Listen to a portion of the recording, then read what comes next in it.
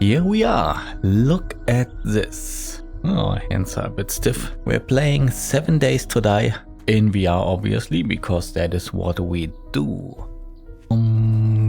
We do have some tutorializing to do. Gather plant fibers. I think we can gather plants by just punching them. Yes. Punch that grass. Punch. Oh, that's not punchable. Punch it. Our left hook is too weak. Alright. And we are supposed to craft a bedroll. I think we can do that right here. Craft. Great. Let's place it. Oh no, this is how we place it. More gathering of the stuff. Plant fibers, what we have, and small stones. So, 7 Days to Die. There is a VR mod. I will put a link in the description below. Usually when I do videos like this, I like to completely play through the game, try out every feature and mechanic the game has to offer and see how they hold up in VR. But this time, let's do things a little bit different. Well, I will do the same thing, but this time I will take you with me on that journey. We will try how the mod works, see what works well in VR and what could be improved, and try to have a good time while doing so. The mod is pretty early in development. It has the basics covered. As you can see, we have full motion controls. It looks and plays very smooth, but there will be things that are not yet optimized or reworked for VR. So if you do find mechanics that have the potential for optimization, there's a decent chance the developers are already working on it. We needed plant fibers. Let's punch a bit more grass. That's good. And stone. I think they will actually mark the stone on our heart right here. Let's pick that up. Very cool. Now we can hit grass with our axe. That's a little bit more convenient. Why does this look so bloody? I haven't even seen a zombie. Not sure. But we do have enough plant fiber to get some clothing. Let's get some pants then. They will give us cold and heat resist. We can wear them. Well, I think I misclicked there. Didn't want to modify, we want to wear. Okay, we have our character here. That's how we look. And now we're wearing pants. That's great. So we are supposed to gather wood for a wooden club. I think that's a reasonable proposition. Let's hack down some trees now that we have our axe. We can gather and attack by swinging. We can also press trigger to do the same thing, but that's no fun, is it? One hit does 22 damage, apparently every time. So it does not matter if you only do a tiny little bonk. Let's try on the big tree. Here we also do 22 damage and the same when we hit as light as we can. That is something I would like to see change, that you only do full damage when you do a full swing.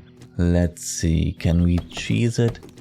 Yeah, looks like you can just put your axe in there and wiggle. Seems efficient, but we're not going to do that again. Where is the fun in that? Okay, well, we should have plenty of wood now.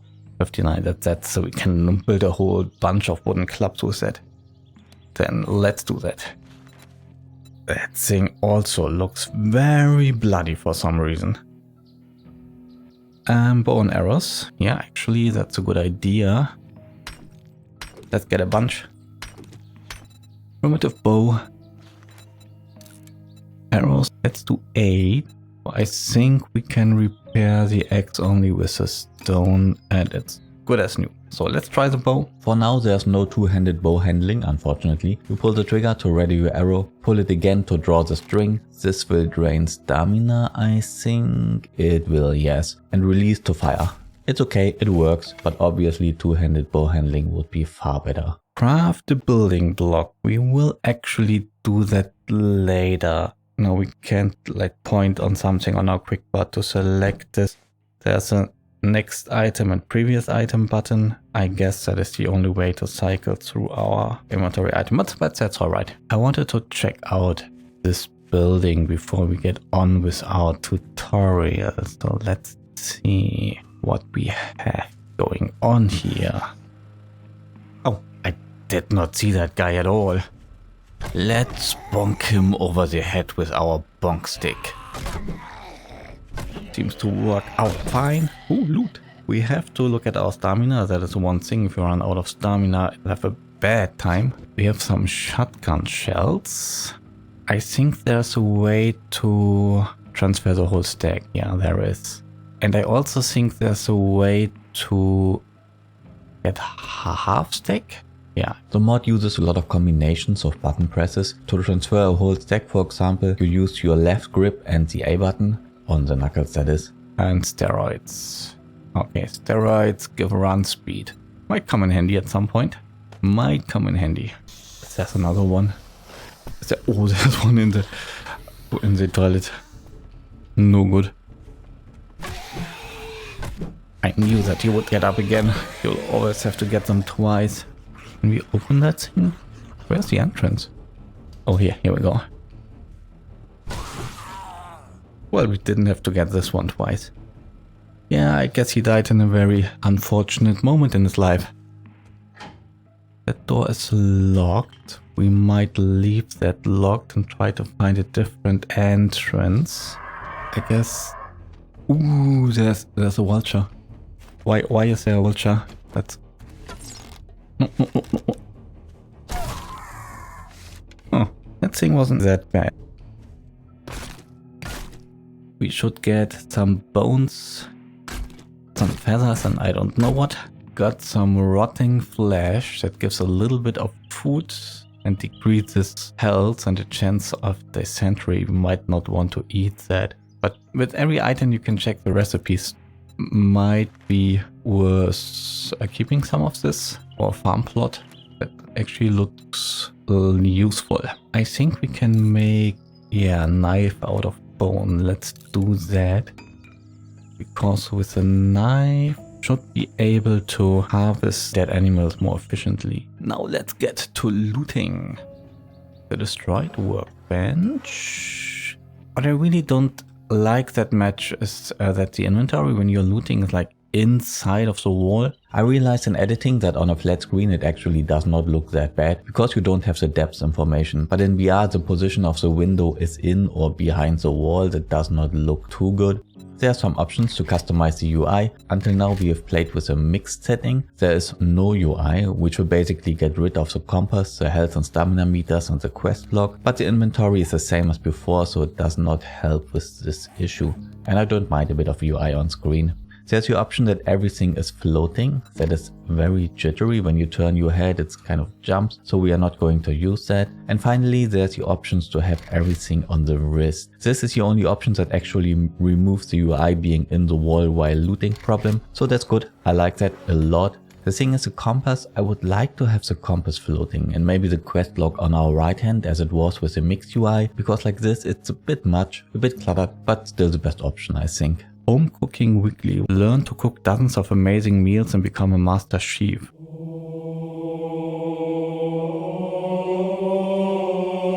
Yeah, we use that right away. You've unlocked for tier 1 grilled corn and baked potato. Well, we are a bit dumb, I guess, if you have to read a magazine to learn to grill corn. It is what it is. Sledgehammer parts, but we have company. And stay down. Let's see if we can get up on top of the roof and then into that building that way. Can we get up from inside, I wonder? I kind of doubt it. Can get up here. We can't grab onto something and pull us up. But we can loot this pile of books, which is nice. Vehicle crafting skill. Let's use that.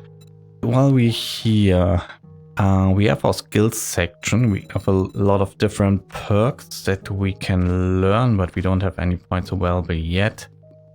I think we'll get some points for completing the tutorial, so we should do that soon. And the books that we read, I think, are these crafting skills. Yeah, we have a 2 at food and a 2 at vehicles now. So the last time I played, okay, look, I played quite a bit of 7 Days to Die, but it's been a while, a couple of years. I guess the game has evolved since then. Last time I played, the game had a Bethesda-style progression system. You would level up skills by using them. Is that not a thing anymore? If you can only increase your crafting skill by finding these magazines, it would change the game a bunch, really a lot. That would force you far more to go out and scavenge to get any meaningful progression done. You are going to wake up, aren't you? Alright. And down. What happened to your eye, lady? Okay, there is, I think, inside this one, right? Are we not getting down from here. Inside area is pretty much secluded from everything. You will get through eventually, that is the problem. Rather have it controlled. It's hacking at the door. It's like 5,000 health. How much health does it? Okay, the wall also has 5,000. Yeah, let's help him. Well, no, let's not. That's a waste of time. They'll get through at some point. Oh, somebody must have been here recently. So torch burning. Loot what we can loot. Oh, that is a problem. Okay. I think we're bleeding. Let's bandage real quick. I think they can't get me here. You might get away with shooting them in the face. Oh. Okay, let's get down. Okay, got this one. Come here. Whew, survived it. That was a bit stressful. But let's loot this pile of medical supplies. We got medical crafting skills. That's great. Some bandages. Oh, what is actually... Do we have a broken bone or what is that? I think we can see this here. A sprained arm. Your arm is sprained, slowing your weapon handling, reload and swing speed. This will take some time to heal. Ranged or power attacks will delay healing or even hurt you. Oh no. Further critical hits may result in a broken arm. And that's not good, but it's only 8 minutes. And we do have a mild infection. It will get worse until treated by antibiotics. Getting hit by zombies or animals will make an infection worse. Okay, we don't have any antibiotics. Okay, what do we have here? What's this? A pipe baton. At 14 melee damage. How is that compared to our wooden club? Not 12. Can we somehow say... How do we repair this? We seem to need some kind of pipe to repair it. We'll use it for now. A little bit more damage. Also really bloody. Let's get into this shotgun messiah crate. Ooh, rifle crafting skill. I like that. And rifle parts. Using ladders works pretty well, not a problem. No manual climbing though. So let's continue with our tutorial. We're supposed to craft a building block. That's actually a good opportunity because we have this giant hole in the floor and we could fix that, right? Maybe. Let's build a small tower. We can build one on top here for some reason. It seems really strange because it looks floating. Maybe these remnants here are considered as blocks. That must be it. I think we can pick those up again, right? Let's get our axe and see if we can clear these. We can. Now we can build. Okay, I actually don't want to build here where the ladder is. I want to pick up this one. Okay. And let's make 2 more. We can, I think, upgrade them to a solid block. Yes. So let's do this with all of these. If I just pull trigger, we would like attack. From holding right grip, we can repair and upgrade. But we need more wood.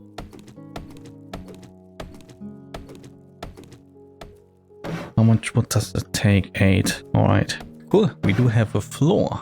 I guess, yeah, if you want to upgrade this further, we need something. I don't know what. Next task is to build a campfire with 5 stones. I'm all for it. Get down here. Get across here. A lot of stones just lying around here. Let's even get some more. Can also loot this trash as far as I know. Coffee seeds. Yeah, absolutely I will take coffee seeds. One thing I wanted to check is, because I don't remember.